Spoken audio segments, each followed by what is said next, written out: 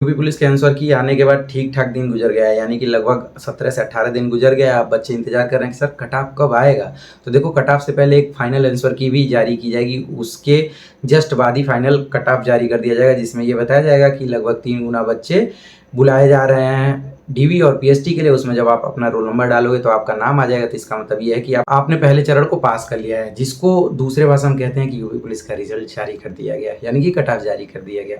उसके बाद बच्चे टेंशन में आएँगे, डीवी-पीएसटी के लिए तैयार होंगे। तो हम इस समय ऐसा माहौल हो गया कि सब कुछ शांत है, यानी कि कोई भी खबर निकल के बाहर नहीं आ रही है। इसका मतलब ये होता है कि हर चीज़ आपको सामने से नहीं बताया जाता है, कुछ चीज़ें बैकग्राउंड में भी तैयार की जाती हैं। जैसे अगर 60,000 से ज़्यादा बच्चों को एक साथ ट्रेनिंग कराना है, तो उन सब चीज़ों के पीछे बहुत मेहनत करना पड़ेगा, ट्रेनिंग सेंटर तैयार करना पड़ेगा, बैरकें तैयार करनी पड़ेंगी, ट्रेनिंग कराने वाले लोगों को तैयार करना पड़ेगा। तो ये सारी तैयारियाँ एकदम तेज़ी से चल रही हैं। आपको ये पता है कि पहले की तुलना में अब बहुत सारे ट्रेनिंग सेंटर बना दिए गए हैं, लेकिन उसके बावजूद भी बहुत सारे बच्चों को अदर ट्रेनिंग सेंटरों में भेजना पड़ेगा। इसमें हो सकता है प्रदेश के बाहर भी जा सकते हैं, जैसे 41,520 वाले वैकेंसी में भी भेजा गया था, जैसे सीआईएसएफ हो गया, यानी कि अदर स्टेटों में भेजा गया था। तो हो सकता है इस बार भी भेजा जाए, तो उसके लिए आप अच्छे से तैयार रहिएगा। बाकी रिजल्ट का काम लगभग फाइनल चरण में है और बहुत जल्दी आपको ये दिखा दिया जाएगा कि कितने क्वेश्चन को सही करके, यानी कि रिकरेक्ट करके बताया जा रहा है, या फिर कितने क्वेश्चन को एकदम पहले जैसा ही माना जाएगा, भले ही आपने आपत्ति किया था या नहीं किया था। जनरली 50% या 45% के आसपास क्वेश्चन रिकरेक्ट होते हैं। बाकी वही है कि मामला कोर्ट में जाता है, फिर बाद में आगे चीज़ें बढ़ती जाती हैं। लेकिन इतना पता है कि 2-3 क्वेश्चन जिसमें एकदम आँख बंद करके आप बता सकते हैं कि ये क्वेश्चन का आंसर गलत था, तो उन सारे क्वेश्चन को बोर्ड द्वारा रिकरेक्ट किया जाएगा। तो उससे भी देखना थोड़ा बहुत नंबर ऊपर-नीचे होगा। बाकी अभी भी आपको पता है कि अगर आप 95 क्वेश्चन से ऊपर हैं, तो आप रनिंग करते रहिएगा। मेरे कहने का मतलब ये है कि आपका नंबर आए या ना आए, आपके हाथ में नहीं है। आपके हाथ में जितना कोशिश करना था वो आपने कोशिश करा, लेकिन एक चीज़ और आपके हाथ में है, रनिंग करना।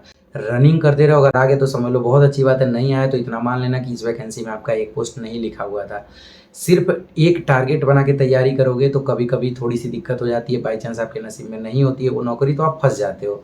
तो इतना ध्यान रखना कि आगे आने वाले सभी एग्ज़ाम की आपको तैयारी करते रहना है और तब तक नहीं हार मानना है जब तक आपको सिलेक्शन नहीं मिल जाता है किसी भी नौकरी में। पहले तो ये टारगेट होना चाहिए कि 1 तारीख को सरकारी ट्रेज़री से अकाउंट में पैसा क्रेडिट कराना है। उसके बाद हम देखेंगे कि हमें किस डिपार्टमेंट में जाना था, हमारा क्या शौक था, क्योंकि होता है ना कि दाल और रोटी चलाने के लिए आपको पैसे की ज़रूरत होती है। और अपने बारे में तो सोचो ही, अपने माँ-बाप के बारे में भी सोचो, जो रोज़ लोगों के ताने सुन रहा है कि तुम्हारा बेटा तो फलाने है, दिमाग के है, कुछ नहीं करता, कुछ नहीं होगा, जब हो जाएँगे तब खूब नाम होगा। तो इन सारी चीज़ों के लिए भी आपको पढ़ना है। डिस्ट्रैक्शन बहुत सारे हैं, मोबाइल डिस्ट्रैक्ट करेगा, बहुत सारे दोस्त डिस्ट्रैक्ट करेंगे, लेकिन इतना ध्यान रखना कि किसी को छोड़ के कुछ नहीं पाना है। बस इतना करना कि 6 महीने का टाइम दे दो यार पढ़ने के लिए, सब कुछ हो जाएगा, फिर हमेशा के लिए सब लोग साथ हो जाएँगे। तो वो सारी चीज़ें हो जाएँगी। आप अपने भविष्य में क्या करोगे, ये चीज़ आपका वर्तमान निर्भर करेगा।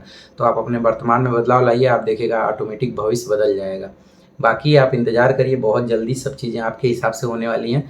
और भी वैकेंसियाँ आ रही हैं, आपको पता है NTPC 12th, NTPC graduation level, बाकी जेल वार्डर, यूपीएसएस, पीएसी, उसके बाद कुछ ही दिनों में यूपीएसआई की भी वैकेंसी आने वाली है। तो अगर आप तैयारी जारी रखोगे तो आप इस साल अपने झोली में एक नौकरी डाल सकते हो। तो बस अब आपको दिखाना है कि आपको नौकरी की ज़रूरत है या फिर नहीं है। अगर ज़रूरत है तो आप तैयारी कंटिन्यू रखिएगा, हमेशा ये ध्यान रखिएगा कि गिरने के तुरंत बाद अगर उठ के दौड़ना स्टार्ट करोगे तो फिर से गिर जाओगे।